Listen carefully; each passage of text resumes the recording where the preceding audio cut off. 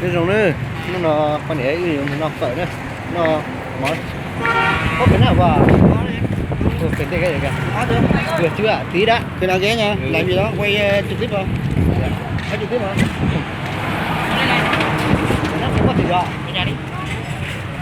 cái người mình ở đây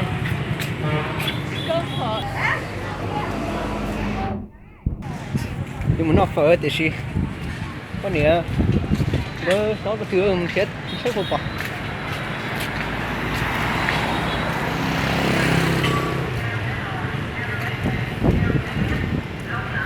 từ nữa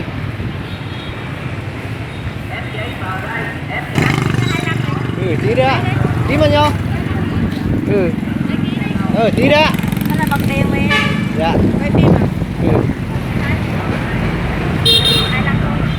25 ngàn thôi dạ tí nữa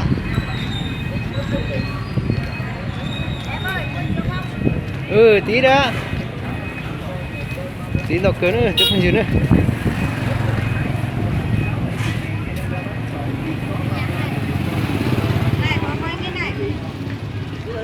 một cho xe khách cỡ nữa hồn của gia vị Việt. nó cái bao nhiêu chú Việt Nam có bờ biển trải dài dạo này hả? hơn Dạo này là khuyến mãi. làm nước Khuyến mắm mãi à? truyền thống lâu Mua cái nay. gì? Mua cái gì khuyến mãi? Dùng sản phẩm nước 25 mắm ngàn Phú chai, Quốc 14 chai, được 100 ngàn nhìn mà nhận khuyến là mãi nổi hay tiếng dạo rất này. đã được bao thế hệ người tiêu dùng rất được tôn vinh. Loại nước mắm nó sót sụp khó chịu mới rổ đấy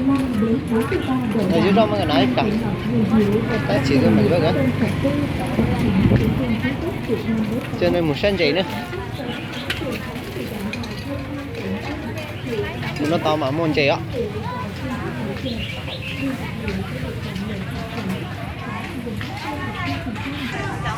ba em mua trứng mua đồ ba lại ba nói chuyện cho người 200 môn gì đấy cặp cười nữa rồi không gì nữa tí đó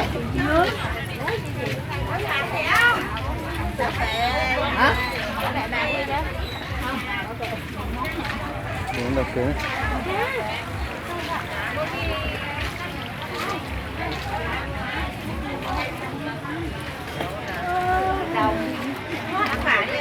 nó phải mua ngày nữa tu quá thì chắc bằng quá không đồ quay gì đây tí đó quay tiền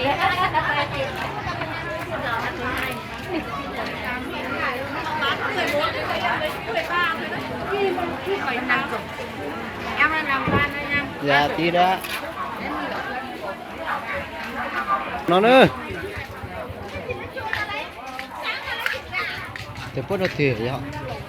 cái nào phải chỉ một tạ nó thế nào phải đó nè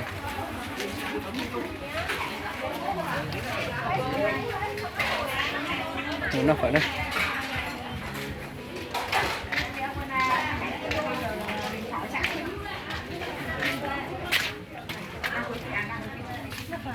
nó tạo dưới non thôi ạ nó phát nổ nữa ok phát nổ đó trực tiến này chụp dưới này